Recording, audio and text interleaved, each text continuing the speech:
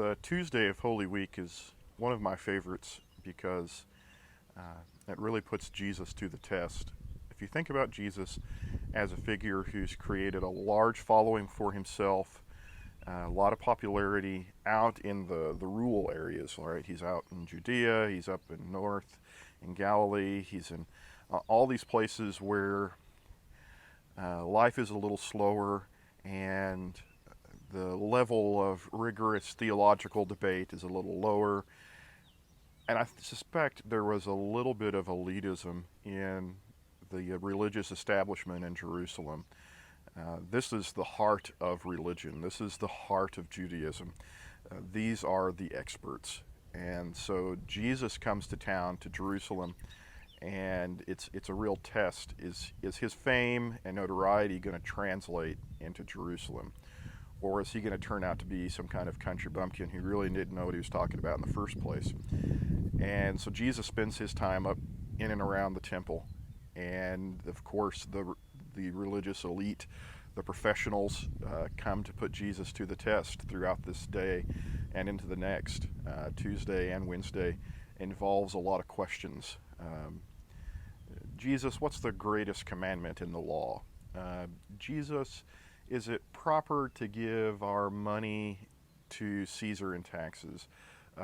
Jesus, here's a question about the resurrection. You believe in the resurrection, don't you? Of course you do. You're one of those simpletons. We wiser than that Sadducees don't believe in the resurrection. But here's a question for you. Suppose this lady has a husband, the husband dies, and then she marries a brother, and then that brother dies and marries another brother, and on it goes. Tell us how does marriage work in the resurrection? These questions were the standard staples of religious life for Jewish people. Hebrew theology is a lot about questions. It's about asking difficult questions and wrestling with the answers. And these were the guys who knew those questions best. These were the questions that had stumped their opponents, right? Because remember, the people that are asking Jesus questions don't actually get along with each other. The Herodians, the Sadducees, the Pharisees, the priests, these are all different factions, and they don't necessarily get along. But they do agree that Jesus is a nobody, that Jesus shouldn't matter. And so they all come to him with their questions that had stumped the other guys, and they start just pelting him with questions.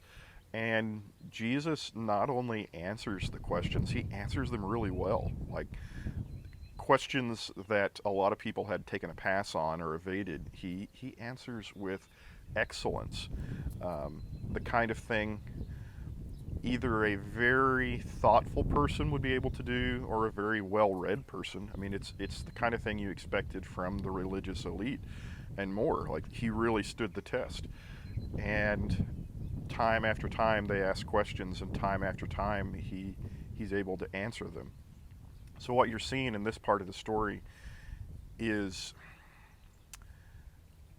a couple of things. One, Jesus as a great teacher, which is remarkable, all on its own. But you're also getting to see, on a more subtle level, an opportunity where Jesus could have taken a pass. And I don't know if you've thought about it that way. That when they ask Jesus these questions, they're looking to humiliate him.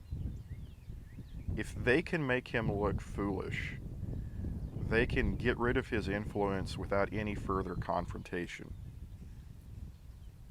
All Jesus has to do to kind of defuse this situation, this tension, this violent tension that's brewing with the leadership, is to just be who they think he is, to be an ignorant country bumpkin who doesn't know what he's talking about, and give kind of an all shucks answer and move on.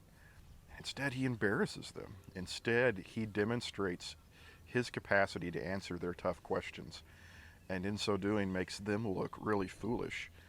This antagonizes the situation and drives it toward its an inevitable conclusion on Friday. When they can't embarrass this man, they're going to have to kill this man, and that's where we're headed.